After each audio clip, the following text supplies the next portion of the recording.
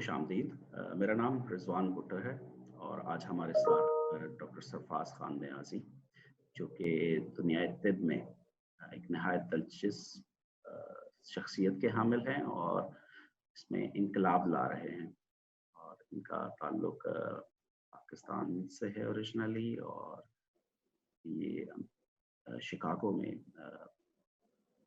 تعلیم و تدریس بھی کرتے رہے، پاکستان میں بھی کرتے رہے، ریسرچ سے ان کا تعلق ہے، اور ان جیسے سائنسدانوں کی اور جو میڈیسن کو ایویڈنس بیس سوچ کی حامل رکھتے ہیں، ان کی آج کے دور میں بہت اشد ضرورت ہے، تاکہ جس مسئلے سے ہمارا واسطہ ہے کرونا وائرس کی سچویشن کی، اس کو اچھے طریقے سے نہ صرف سمجھا جائے بلکہ سائنٹیفکلی اس کو ایڈریس کیا جائے.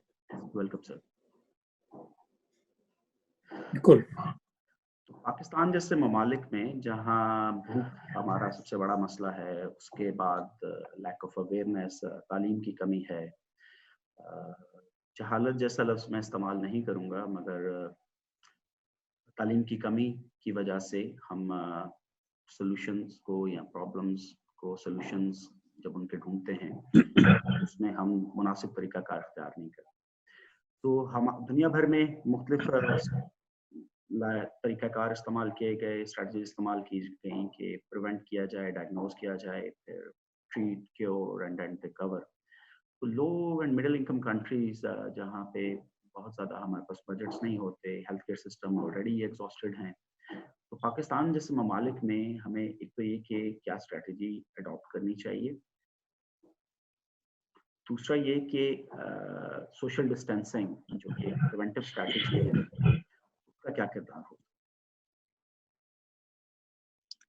رضوان، سب سے بڑی بات تو یہ کہ یہ اس وبا کا اندازہ لگانا بہت لوگوں کے لیے مشکل تھا کہ اس کی نوعیت کیا ہے. یہ صرف پاکستانی میں نہیں بلکہ دنیا میں جہاں جہاں بھی یہ شروع ہوا وہاں اسی طرح سے ہوا کہ کوئی تاریخ لوگوں کے پاس نہیں ہے پچھلے 100 سال کی جس میں یہ ایکسپیرینس جو ہے لوگوں کو ہوا ہو. اب مسئلہ اس وقت یہ ہے کہ انگریزی میں کہتے ہیں کہ آپ کچھ بھی کریں اس کو، آپ ان دا اینڈ آپ ہمیشہ یہ انالائز کریں گے کہ اس سے بہتر کر سکتے تھے ہم. ٹھیک ہے جی. سب سے بڑا مسئلہ جو ہے وہ ریسورسز کا ہے. دیکھیے نا، ہیلتھ کیئر جو ہے وہ دنیا بھر میں سب سے زیادہ ایک ایکسپینسو ایلیمنٹ ہے، لیکن پاکستان میں سیلف سپورٹڈ ہیلتھ کیئر ہے، اور وہ بھی بالکل بارڈر لائن پہ اس کی کوالٹی یا جو اویلیبلٹی زیادہ تر جو ہے وہ ہے. تو یہ جو اس قسم کی وبائیں ہیں، ان کا صرف ایک ہی حل ہوتا ہے کہ ان کا اگر سلسلہ توڑ دیا جائے، کنٹینیوشن کو روک دیں تو ہم ان کو ختم کر سکتے ہیں. ٹھیک ہے جی. لیکن اگر آپ کے پاس کتنے بھی ریسورسز ہوں، کتنا بھی پیسہ ہو، لیکن اگر آپ اس کو بریک نہیں کریں گے تو یہ پورے کائنات کو جو ہے ختم کر سکتی ہے. اب آپ جیسے کہ آپ کو علم ہوگا 1918 میں جب اسپینش فلو آیا 50 ملین لوگ مرے اس میں، جبکہ کل پاپولیشن تھی 1.8 بلین. وہ اس کا مقابلہ کریں آج 200 ملین لوگ اگر آج اس وبا میں جائیں تو وہ اس کے مقابلے میں آئے گا. اور اس کی وجہ یہ تھی کہ گو کہ اس وقت اتنی ہیلتھ کیئر اتنی ایڈوانس نہیں تھی، لیکن پھر بھی ریسورسز ضرور تھے. لیکن انہوں نے اس بات کو نہیں سمجھ پائے وہ لوگ کہ اس کا پریونشن جو ہے نا وہ ایک واحد طریقہ ہے اس کو ختم کرنے کا. اور اس کا تعلق نہ اس سے کہ آپ کے پاس ریسورسز ہیں یا نہیں ہیں، یہ آپ کا پرسنل بیہیویئر ایک ہے جو ریکوائر ہوتا ہے. مسئلہ یہ ہے رضوان کہ ہم نے یہ کسی نے کم سے کم جو لوگ 100 سال 1918 کے بعد جو پیدا ہوئے ہیں لوگ، ان کو اس بات کا اندازہ نہیں کہ اس کے معنی کیا ہے. ہم اس کو سمجھ نہیں پا رہے ہیں اس وقت کہ اس کی وجہ کیا ہے کہ ہم کو یہ ایک دوسرے سے دور رہ کے اور ہائیجین ڈیولپ کرنی ہے. کیونکہ یہ جو وائرس ہے یہ کوئی لیونگ اینٹیٹی تو نہیں ہے، یہ تو ایک کیمیکل کا پیس ہے جو آپ ہاتھ کے ذریعے جو ہے وہ آپ کے جسم میں جا سکتا ہے. تو یہ ایک نئے طرز ہے سوچنے کا، اور میرے خیال میں جو واحد طریقہ ہے وہ ہے اس کی پریونشن کرنا. اس کا لوگوں کو ایجوکیٹ کرنا کہ کیسے پریونٹ کریں تاکہ ہم اس کے تسلسل کو جو ہے وہ توڑ سکیں. علاج جو ہے وہ آپ کو کہ پاکستان میں ریسورسز نہیں ہے، لیکن کسی ملک کے پاس بھی اتنا ریسورسز نہیں ہوگا دنیا میں کہ اس کو سنبھال سکیں اگر وہ اس کے تسلسل کو نہ توڑیں آپ. تو یہی ہم کو اڈاپٹ کرنا ہوگا پاکستان میں، جہاں پر آپ نے ذکر کیا پہلے ایجوکیشن کا اور اویئرنیس صحیح لفظ ہے اس کے لیے کہ ان کو اتنے مسڈ کنسپشنس ہیں وہاں پر دنیا بھر میں ہے، کوئی پاکستان کوئی واحد جگہ نہیں ہے، جو جب تک ہم ان کو دور نہ کریں گے اس وقت تک ہم یہ امید نہیں رکھ سکتے کہ ہم اس وبا کو روک سکیں گے. ٹھیک. اور میرا سوال ایک اور یہ ہے کہ لاک ڈاؤن جو جس طریقے سے پاکستان میں اسپریڈ کو پریونٹ کرنے کے لیے کیا جا رہا ہے، تو کیا یہ افیکٹو ہے؟ دوسرا یہ کہ کس طرح کا لاک ڈاؤن ہونا چاہیے ہمارے اپنے گھروں میں، ہمارے اپنے اداروں میں کس طرح کا لاک ڈاؤن ہونا چاہیے جس کے وہ مقاصد جو جس کے لیے وہ کیا جا رہا ہے وہ حاصل ہو سکے، اور موسٹ امپورٹنٹلی یہ کتنا لمبا ہوگا؟ بہت خوب. یہ سب سے اہم سوال آپ نے کیا ہے، دنیا میں ہر شخص سے سوال پوچھ رہا ہے اور ہر شخص جواب بھی دے رہا ہے، لیکن میرے خیال میں یہ سب کے جواب جو ہے میرے جواب بھی اس میں شامل ہوگا. سب سے پہلی بات یہ ہے کہ لاک ڈاؤن کے معنی یہ ہیں کہ آپ کسی ایسے شخص سے نہ ملیں جو آپ کو اس بات کا یقین نہ ہو کہ وہ کیری نہیں کر رہا ہے ڈیزیز کو. تو اس کے لیے واحد طریقہ یہ ہے کہ آپ جب جو لوگ آپ کے گھر میں آپ کے ساتھ رہ رہے ہیں وہ تو آپ ان کو جانتے ہیں. اس کی 2 ویک کا انکیوبیشن پیریڈ ہے. 2 ویک میں اگر آپ نے کوئی سمٹمز نہیں آئے تو چانسز یہ ہیں کہ آپ کو انفیکشن نہیں ہے اور آپ دوسروں کو انفیکٹ بھی نہیں کر سکتے ہیں آپ. تو یہ تو بات ہوئی کہ لاک ڈاؤن کی. تقریباً میرے خیال میں جب پیک پہنچتا ہے اس کا اور اگر لاک ڈاؤن ہے تو پھر تقریباً 6 ہفتے سے 8 ہفتے لگتے ہیں اس کو نیچے آنے میں. تو مجھے نہیں پتا کہ پاکستان میں یہ پیک آؤٹ ہوا کہ نہیں ہوا ابھی، لیکن لاک ڈاؤن سے کے معنی جو ہیں وہ یہ نہیں ہے کہ آپ اپنے آپ کو قید کر لیں. یہ بس کے معنی یہ ہیں کہ آپ ان رسکس کو ایلیمنیٹ کریں یا ختم یا کم کریں جن سے آپ کو انفیکشن ہو سکتا ہے. مثلا جو بڑی گیدرنگ ہیں یہ ممکن ہی نہیں ہے کہ اگر 100 آدمی ایک کمرے میں موجود ہوں تو آپ ان سے بچ سکیں یا ہر ایک سے 6 فٹ دور رہ سکیں ناپ کے، تو پاسبل ہی نہیں ہے. ہماری عادتیں جو ہوتی ہیں معاشرے کی، دوسرے سے ملنا جلنا، ہاتھ ملانا، گلے لگنا، یہ سب تو نہیں ختم کر سکتے آپ. تو بہتر طریقہ اس کا یہ ہے کہ ایسی محفلیں جس میں لوگ موجود ہوں جو دوسرے کو نہ جانتے ہوں، خاص طور سے ان سے ہم دور رہیں. اب جہاں تک تعلق بزنس کا ہے یا آپ کے کام کرنے کا ہے، میرے خیال میں وہاں پہ کچھ کنسیشنز ہو سکتے ہیں. اگر آپ پریونٹیو چیزیں ماسک یا اور چیزیں استعمال کر رہے ہیں تو کسی حد تک آپ باہر نکل سکتے ہیں اور لوگوں سے اپنا بزنس کر سکتے ہیں، یہ بات نہیں ہے. لیکن اس کے لیے بہت ضرورت ہے کیئرفل رہنے کی جب تک کہ اس کا تسلسل نہ ٹوٹ جائے. ایک مرتبہ جب ٹوٹ جائے گا وہ، پھر آپ کو اس بات کی فکر نہیں ہوگی کہ آپ اس کو ہم لاک ڈاؤن ختم ہونا کہتے ہیں. تو یہ تقریباً 6 ہفتے سے 8 ہفتے کے ہیں پیک ہونے کے بعد، جب آپ اس کو ریلیکس کر سکتے ہیں، اس سے پہلے نہیں. بالکل ٹھیک. پاکستان اور اس سے اور ممالک جیسے south east Asia, African countries, جہاں پہ بھی ہمارے لیے بھوک غربت ایک میجر مسئلہ ہے اور نیشنل اکانومی بھی بہت زیادہ چیزیں بہت آسانی سے افورڈ نہیں کر سکتی، تو اس میں ہماری پرائرٹیز کیا ہونی چاہیے؟ کیا ہم آئسولیشن سینٹرز، بہت نئے ہسپتال اتنی جلدی بن بھی نہیں سکتے، وینٹیلیٹرز ہزاروں کی تعداد میں لے پائیں؟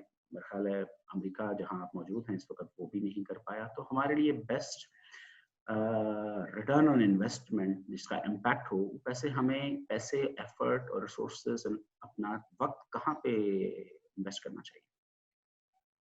دیکھیے بہت اہم سوال ہے اور اس کا جواب ہمیشہ ڈپینڈ کرے گا کہ دنیا کے کس خطے میں آپ اس کو مخاطب ہو رہے ہیں. पाकिस्तान को मैं ज़ेर नज़र रखूँगा। देखिए पाकिस्तान में जो आपको पता है, मुझे पता है कि लोग जो हैं वो अपना खुद ट्रीटमेंट पे करते हैं, कोई इंश्योरेंस नहीं है, कोई सपोर्ट गवर्नमेंट की नहीं है आपको किसी किस्म की, तो वहाँ अफोर्डेबिलिटी जो है वो बहुत बड़ा इशू हो जाती है। अब ज़िक्र किया आपने वेंटिलेटर्स का, मेरे ख़्याल में एक चीज़ जो मेरे ज़हन में है वो मैं आपसे शेयर कर लूँ कि ज़रूरी नहीं कि ये वेंटिलेटर्स इतने एक्सपेंसिव हों। बहुत से वेंटिलेटर डिज़ाइन जो हैं मैनुअल ऐसे अवेलेबल हैं, जो बहुत ही कम कीमत पे हासिल कर सकते हैं और उनको आप लोकली फैब्रिकेट कर सकते हैं। देखिए ये एसेंशियल मेडिसिन का पार्ट है, इसको लाइफ सेविंग हिस्सा है ये। आप क्यों डिपेंड कर रहे हैं कि आप 10 लाख रुपए का वेंटिलेटर इंपोर्ट करेंगे? अगर पाकिस्तान में हम इतना भी नहीं कर सकते कि हम ये सिंपल वेंटिलेटर बना सकें, तो फिर जो है वो कुछ और ही मसले हैं जिनको डिस्कस करना है हमको। तो मेरी ख्वाहिश ये है कि पाकिस्तान में जो भी टेक्नोलॉजी जो लोग बना रहे हैं वो लोकल फैब्रिकेट करें अपनी ज़रूरत के लिहाज से होके। लेकिन सबसे अहम बात ये है कि जैसे मैंने पहले अर्ज़ किया, इलाज जो है इसका वैसे भी कोई नहीं है, सारा जो है मेंटेनेंस पे है उसको। और अगर इसको आपने छोड़ दिया बगैर कंट्रोल किए हुए, तो ये पूरी कायनात को जो है वो ख़त्म कर सकता है। ये सोच जो है अभी तक लोगों के ज़हन में नहीं आ सकी। इसकी सीरियसनेस जो है ये भी लोग समझ नहीं सके ये। जिस तरह आप समझते हैं फ्लू हो गया, अभी ये एक नया डिस्कशन है। लोग कहते हैं जी हर साल फ्लू में लोग 50,000 लोग मरते हैं, तो अब नई बात क्या है? मैंने कहा नई बात कुछ नहीं है। 50,000 लोग मरते हैं, उसके बाद फ्लू ख़त्म हो जाता है। ठीक है जी, उसकी एक लाइफ़ है उसकी। अगर इसको आपने नहीं छोड़ा तो ये पूरी दुनिया को खा जाएगा ये फ़र्क है इसके अंदर। तो समझने वाली बात ये है कि जो प्रिवेंशन वाली बात हमने आपसे की ना, वो बहुत ज़रूरी है। उसके लिए आपको इनको एजुकेट करना होगा लोगों को। आपकी स्टाइल ऑफ लाइफ़ जो है चेंज करना होगी, हाइजीन के प्रिंसिपल्स पे आपको अमल करना होगा और ये जो बिग गैदरिंग्स हैं फ़िल वक़्त, जिसमें कुछ मज़हबी गैदरिंग भी इन्वॉल्व हैं, उनसे दूर रहना ज़रूरी है। और उसकी वजह ये है कि आप खुद अपना रिस्क लेने को तैयार हों। आप कहें जी मुझे फ़िक्र नहीं। लेकिन ये कहना है कि आप और दूसरों को अफ़ेक्ट नहीं करेंगे ना, ये फिर ज़िम्मेदारी आपके ऊपर आती है। तो ये आप नहीं कह सकते कि मैं इसको अडॉप्ट नहीं करूँगा सोशल डिस्टेंसिंग को या अलग रहने को। ये वाहिद तरीक़ा है और कोई तरीक़ा नहीं है। देखिए ना, जैसे मैंने अर्ज़ किया कि कोई लिविंग एंटिटी तो है नहीं, सिर्फ़ एक पीस ऑफ केमिस्ट्री है। उसको कहीं न कहीं तो तोड़ना होगा ना आपको। तो उसको जब तोड़ेंगे नहीं उसका सिलसिला तो चलता रहेगा वो। तो education, prevention is the only way to and it now and in future. इसमें तो बिल्कुल कोई राय नहीं है कि जिस सिचुएशन में हम हैं, हमें बहरहाल इसमें से गुज़रना है, नो अदर ऑप्शन। और सही है। उससे बच के गुज़रना सबसे बेहतरीन है और उसमें अगर साइंटिफिक अप्रोच इस्तेमाल की जाए, तो ना सिर्फ हम अपना फ़ायदा देख करेंगे, अपने इर्द-गिर्द लोगों का और मोस्ट इम्पोर्टेंटली अपने मुल्क का और माशरे का भी, क्योंकि उस पे बर्डन नहीं पड़ेगा। तो बिल्कुल इसमें सही है। हम इसके बाद एक इससे जब निकल आएँ और इसके आगे आने वाले सालों में, आगे आने वाले महीनों में लाइफ़स्टाइल और दुनिया तब्दील होगी। इट विल बी अ लो मैं टच वर्ल्ड, जहाँ पे ठीक है। लो टच, लो इंटरफेस और माशरती बहुत सारी तब्दीलियाँ आएँगी। तो कारोबारी ज़िंदगी, फैक्ट्रीज़, लॉजिस्टिक्स, सप्लाई चेन, हम कैसे काम करते थे, हम कैसे बिहेव करते थे, इन सब में से कौन-सी ऐसी मेजर चेंजेज़ हैं जो आप जिनके मुतल्लिक अभी से बता सकते हैं, जिनकी हमें तैयारी करनी चाहिए, जो हमें मुस्तकबिल में भी बचा के रखेंगे? रिज़वान असल में जैसे मैंने पहले अर्ज़ किया कि एजुकेशन जो है वो बहुत ज़रूरी है। जितने लोग भी इस वक़्त इस कुर्रे अर्ज़ पे हैं, किसी ने ये एक्सपीरियंस नहीं उसको हुआ था, इस पैंडेमिक का या इस वबा का। तो इसके बाद अ, ज़िंदगी जो है वो ज़रूर बदलेगी। इस तरह से बदलेगी कि इसका इतना बड़ा इम्पैक्ट होगा दुनिया भर में, इतना बड़ा इम्पैक्ट होगा कि हम उस इम्पैक्ट को समझने के लिए मुद्दत लगेगी हमको। और इसका जो रिस्क है वो फिर जब हमको मालूम हो जाएगा, तो हम उसको कोशिश करेंगे प्रिवेंट करें। बिज़नेसेस जो हैं वो उनको पता है कि अगर उन दोबारा ये वबा उनके यहाँ फैल गए तो फिर बिज़नेस बंद हो जाएँगे। اور پھر ان کو نقصانات ہوں گے، تو وہ پریونٹیو کیئر کریں گے، وہ لوگوں کا خیال رکھیں گے، لوگوں کو ماسک پرووائڈ کریں گے، لوگوں کے ٹیمپریچر لیں گے. تو یہ ایک جو یہ جو تبدیلی آئے گی آپ کے بزنس میں، اس کی وجہ یہ ہوگی کہ ہمیں معلوم ہو جائے گا کہ اس کے نقصانات کیا ہیں اگر ہم نہ کریں گے. یہ چیز بالکل نئی ہوگی. یہ میرے خیال میں ہائیجین جو ہے وہ بہت بڑا ایک حصہ ہوگی. اور میرے خیال میں یہ سوشل ڈسٹینسنگ جو ہے وہ بہت دنوں تو چلنے سے رہی، لیکن انسان بھی ایک فطرت ہوتی ہے اس کی، کتنے دور کھڑے ہوئے کسی سے آپ ہوتے، لیکن الٹیمیٹلی ہم اگر اس کو ایک لائف اسٹائل ایسے بنا لیں بزنس میں بھی. فار ایگزامپل کہ جو بزنس میں جو فیسلٹیز ہیں ان کو کس طرح سے آپ ڈس انفیکٹ کرتے ہیں، صفائی رکھتے ہیں. صفائی یہ دیکھیے ہمارا سب سے بڑا جو ایک آپ کے مذہب کا بھی حصہ بہت بڑا ہے کہ وہ جو صفائی ہے وہ کانسیپٹ جو ہے وہ سم ہاؤ ختم ہوتا جا رہا تھا، وہ دوبارہ واپس آئے گا. اس کے ساتھ ساتھ جو ایک چیز نئی آئے گی ساتھ میں، وہ یہ کہ ہم کو اس بات کا دوبارہ احساس ہوگا کہ جو حقیقی دواخانہ ہے وہ ہمارے جسم کے اندر ہے، جس کی بنا پر ہم ملینس آف سال سے جی رہے ہیں اس کرۂ ارض پہ. سو ہموں کو اس کا خیال کرنا ہوگا. ٹھیک ہے دوائیں ہم ضرور لیتے ہیں بے شک، اور وہ ضروری بھی ہیں، لیکن سب سے بڑی جو دوا ہے وہ ہمارے جسم کے اندر ہے. اور ہم کس طرح سے اپنی صحت کے ان اصولوں پہ چل سکتے ہیں جس سے ہمارا امیون سسٹم اور ہمارے جو جسم کے اندر جو فارمیسی ہے وہ ہم کو ہمیشہ وہ میسر کر دے جس کی ضرورت ہے. تو میں سوچتا ہوں کہ ایک نیا لائف اسٹائل ہوگا، ایک بہت صحت مند لائف اسٹائل ہوگا، اور ایک ایسا لائف اسٹائل ہوگا کہ جو پتہ نہیں یہ اگلے وبا کو روک سکے یا نہ روک سکے، لیکن اگر آئے گی وبا تو ہم اس کو ہینڈل کرنے کے لیے بالکل تیار ہوں گے اچھی طرح سے. بالکل ٹھیک ہے. میرا چونکہ زیادہ تعلق پچھلے ایک دہائی سے 10 سال سے زیادہ سے ہیلتھ کیئر میں انوویشن، ٹرانسفارمیشن اور خاص طور پہ ٹیکنالوجی کا امتزاج، پرانی جو بھی ٹیکنالوجیز بھلے وہ فارماسیوٹیکل سائنسز میں تھی، پوائنٹ آف کیئر میں تھی، ان کو لیٹسٹ ٹیکنالوجی کے ساتھ انٹیگریٹ کر کے ان کو آج کے دور کے لیے تیار کرنا رہا. میں ذاتی طور پہ بہت زیادہ تبدیلی دیکھ رہا ہوں. How care was delivered, how self care was done. آپ سے جو میں اس میں ویو چاہتا ہوں، سنس آپ کا تعلق بایو ٹیک، ڈرگ ڈیولپمنٹ، فارماسیوٹیکل انڈسٹری سے کئی دہائیوں سے رہا، وہ کیسے تبدیل ہوں گی اور اس کو آپ کہاں کس ڈائریکشن میں دیکھنا چاہتے ہیں، اس میں اپنا رائے خاص طور پہ اس مقصد کے لیے بھی دیجیے کہ جو ہاسپٹل کیسے چلا کریں گے، دوائیاں کیسے بنا کریں گی، کون سے ادارے نئے آئیں گے اور کون سے ختم ہو جائیں گے. بہت خوب، بہت اچھا سوال کیا آپ نے. سب سے پہلی بات تو یہ ہے کہ دیکھیے ویکسین جو تھیں وہ تقریباً 150-200 سال پہلے ہم نے ڈسکور کی تھیں، اور ابھی تک وہی طریقہ ہے ہمارے پاس ویکسین بنانے کا. پچھلے 30-40 سال میں نئی سائنس جو آئی ہے جس کو ہم بایو ٹیکنالوجی کے سائنس کہتے ہیں، وہ اس نے اس کو بالکل تبدیل کر دیا ہے. اور آج اس کرونا وائرس پر تقریباً 20 کلینکل ٹرائل ہو رہی ہیں نئی قسم کے ویکسین کو RNA ویکسین کہتے ہیں. تو یہ سنتھیٹک ویکسین ہے، کیمیکل سنتھسائز ہوتا ہے پیس RNA کا، جو ہم بہت آسانی سے بنا سکتے ہیں بلینس آف ڈوزز میں بہت ہی لو کاسٹ پہ. تو آج تک FDA نے کوئی RNA ویکسین اپروو نہیں کی، اور میرے خیال میں اس کی وجہ یہ تھی کہ ہم کو ضرورت نہیں تھی اس کی، جو چیز کام کر رہی تھی وہ چل رہی تھی.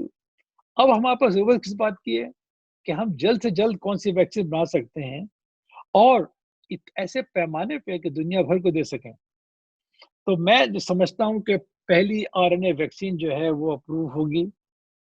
اس کے ساتھ ساتھ ایک نیا دروازہ کھلے گا ہمارے پاس فیوچر میں جو انفیکشنز ہیں یا جو ہمارے پریزنٹ انفیکشنز ہیں ان کو دور کرنے کا ویکسینز کے تھرو پریونشن اور پیسو امیونٹی. اور بہت ساری انفیکشن ڈیزیزز ہیں جو پاکستان گڑھ ہے ان کا، آپ کو پتہ اچھی طرح سے کہ ابھی بھی پاکستان جو ہے وہ انفیکشس ڈیزیز جو ہیں وہاں پہ سب سے زیادہ ان کی कॉज ऑफ डेथ है वो, तो वहाँ पे बहुत बड़ा एक तब्दीली आएगी, नई वैक्सीन्स होंगी जो हम आमतौर पे दे सकेंगे, नई एंटीबॉडीज होंगी जो हमने डिस्कवर की हैं उन पेशेंट्स में जो जिन्होंने सर्वाइव किया है, उनको बना के दे सकेंगे।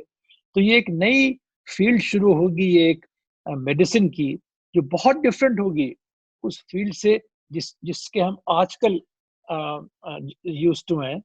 और मेरे ख्याल में इसके नतायज बड़े मुस्बत होंगे, हमें पे नई ड्रग्स आएंगी और नए तरीके होंगे ट्रीटमेंट करने के, और वो ट्रीटमेंट अफोर्डेबल भी बहुत होंगे।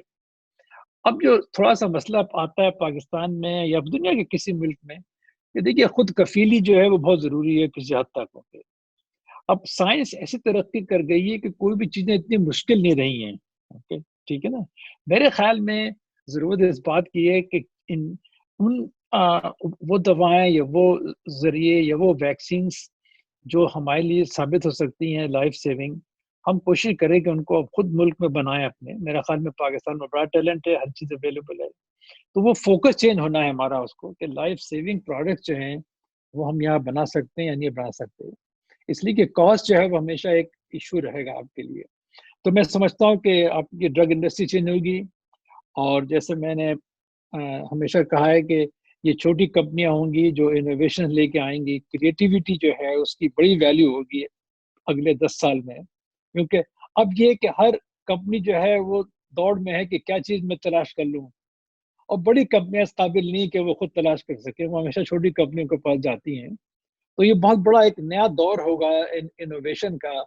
और मुझे पूरी उम्मीद है और यकीन है कि जो नए लोग इनोवेटर्स हैं आप जैसे, वो उसका पूरे तौर पर फायदा उठाएंगे अपनी वक्त का, कि नहीं आप जरूर कुछ ना कुछ कंट्रीब्यूट कर सकते हैं कल की दुनिया के लिए, ताकि अगर नेक्स्ट टाइम जब भी पेंडेमिक आए या वबा आए तो हम उसके लिए तैयार हो बेहतर तरीके से।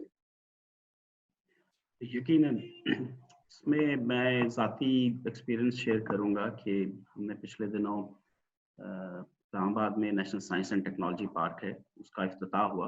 उसमें कमर जावेद बाजवा साहब और हमारे वज़ीर आज़म इमरान खान साहब तशरीफ़ लाए। तो उन्होंने पूछा कि आप क्या करते हैं?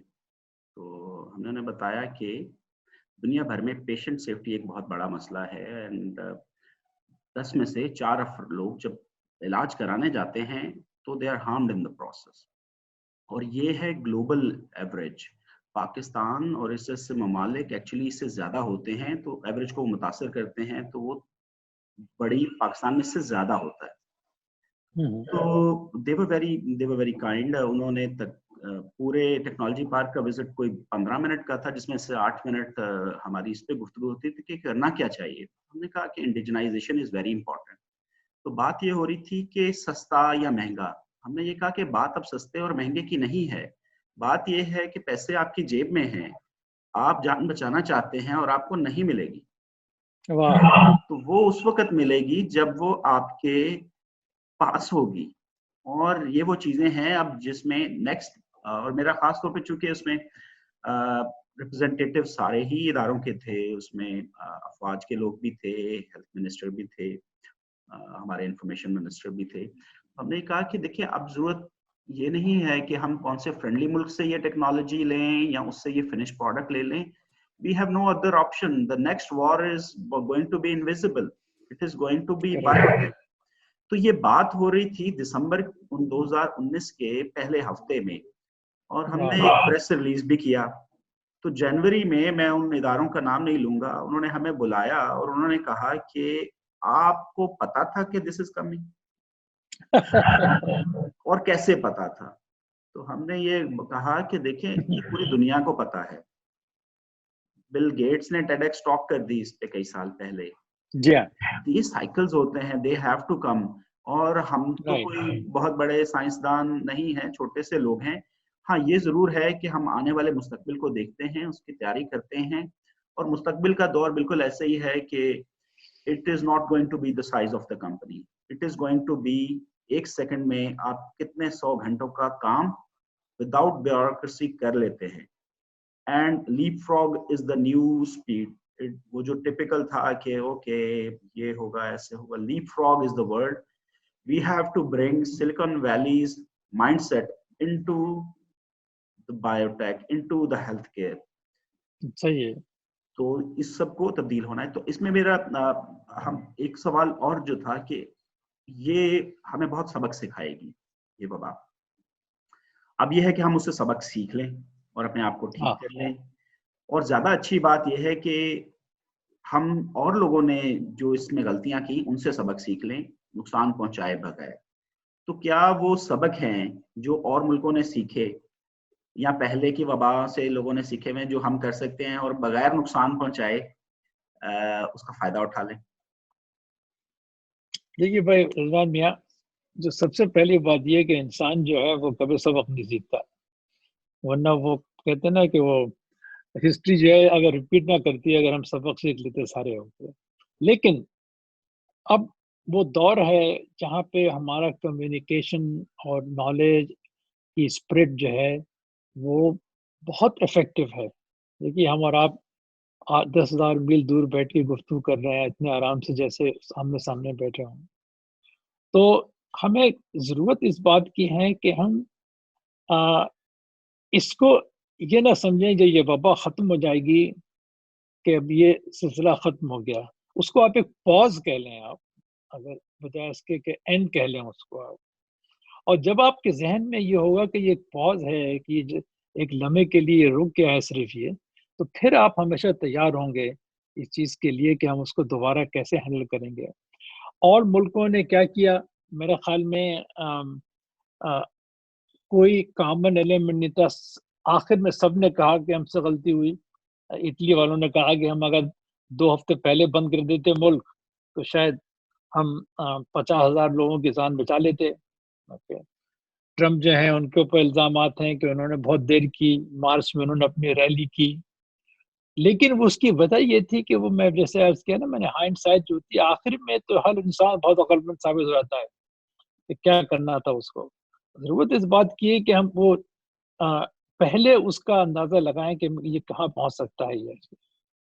तो सबक ये है कि आइंदा जो वबा आएगी और ज़रूर आएगी वो, और सबक जो सीखा है हमने वही सीखा है कि उसके लिए हमको तैयार रहना है। एक तो खुद कफीली बहुत ज़रूरी है उन छोटी छोटी चीज़ों पे। अब आप देखिए मास्क नहीं मिल रहे थे लोगों को, आप यकीन करें कि अगर मास्क होते तो ये 50% तो वही चीज़ें ख़त्म हो जाती हैं। ठीक है ना। इसका ना ताल्लुक पैसे से, ना इसका ताल्लुक आपकी अफोर्डेबिलिटी से, इसका ताल्लुक प्लानिंग से सारा है। अगर आप अ, खुद मुल्क में बनाते होते मास्क, जो बड़ा सिंपल प्रोसेस है, तो ये आपको आज फेस ना करना पड़ता ये कि आप एक्सपोर्टिंग मार्केट में आ जाते हैं आज। तो वो जो आपने कहा ना कि हमें खुद कफालत बहुत ज़रूरी है उन चीज़ों की जिनको हम बना सकते हैं खुद अपने मुल्क में। और उससे ये कि रोज़गार आपके लिए आएगा, उसके लिए कि आप किसी के मोहताज नहीं होंगे। तो ये 2-3 सबक हैं जो हम ज़रूर सीखेंगे इससे, कि हम इसको मैनेज करने के लिए अगर हम खुद नहीं कर सकते इसको, तो कोई और भी आपकी हेल्प नहीं कर सकता। और सबने गलतियां की हैं, मेरे ख्याल में अमेरिका से लेकर के ऑस्ट्रेलिया और सब जगह। और वो गलती इसलिए इसको कहते हैं कि हर शख्स सोचता था कि ये चीज जो थी वो प्रिवेंटेबल थी, वो जो नहीं थी प्रिवेंटेबल हो। तो कहने का मतलब ये कि बजाय इसके कि हम दूसरों के सक्सेस से लर्न करें, हम उनकी गलतियों से लर्न करें। सबसे बड़ी गलती जो थी, जो हर मुल्क में कही उन्होंने, कि काश हम इसको एक हफ्ता पहले शुरू कर देते। अब पाकिस्तान में ये है, हम कोशिश कर रहे हैं काश हम इसको एक हफ्ता पहले ख़त्म कर दें। तो मेरे ख्याल में ये मैं वक्त इस्तेमाल नहीं करूँगा, ये बहुत बड़ी जहालत होगी।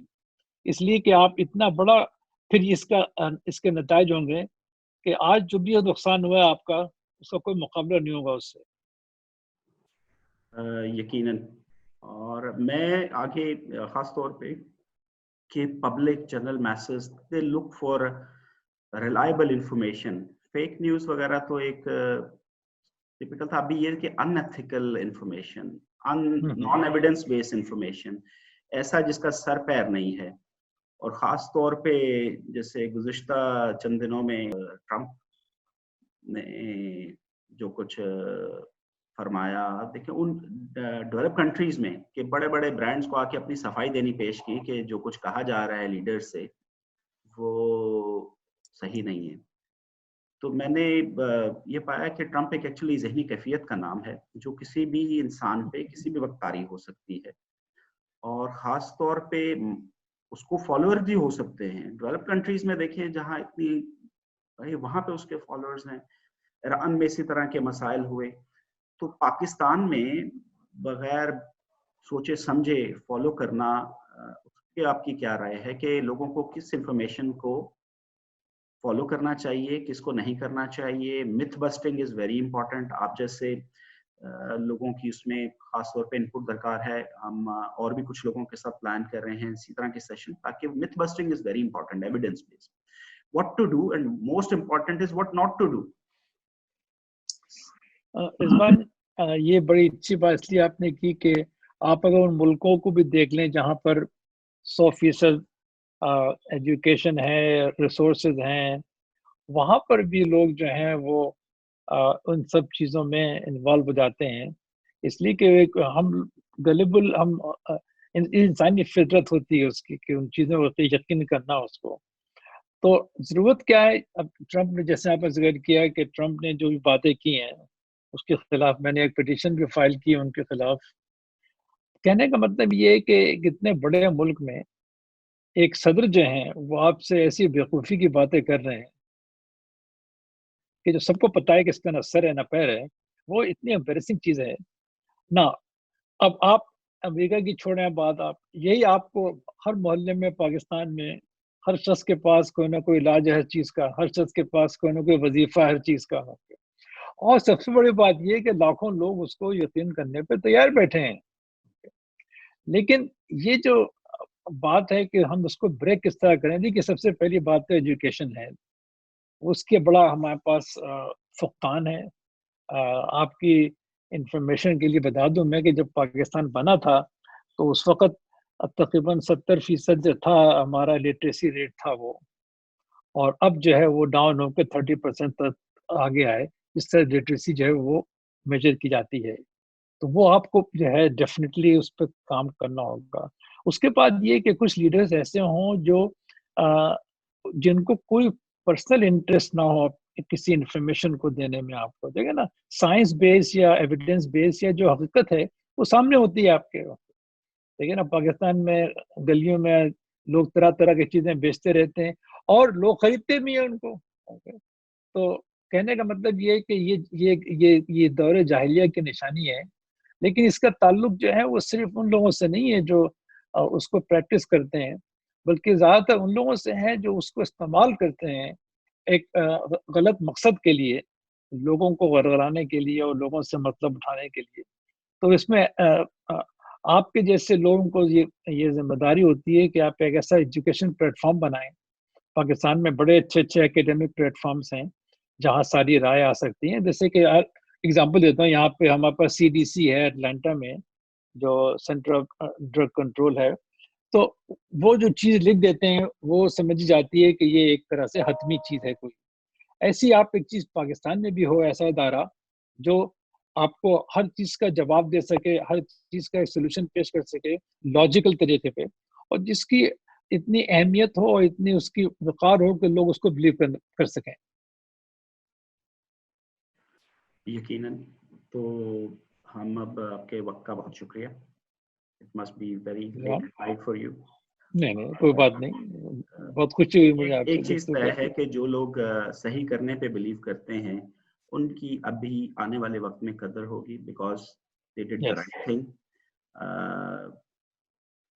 لوگ ان کا احساس کریں گے، اور یہ وقت یہ آگ کا دریا ہے، ڈوب کے جانا ہے، وہ سچویشن ہے. کیا ہم نے بات کی، بہت ہاں، خوب. اسی میں بہت سے خوب. ہی ہمیں گزرنا پڑے گا. مگر بعد میں جو دوسرے کنارے پہ پہنچیں گے تو وہ جانیں گے کہ صحیح ملاح کون تھا.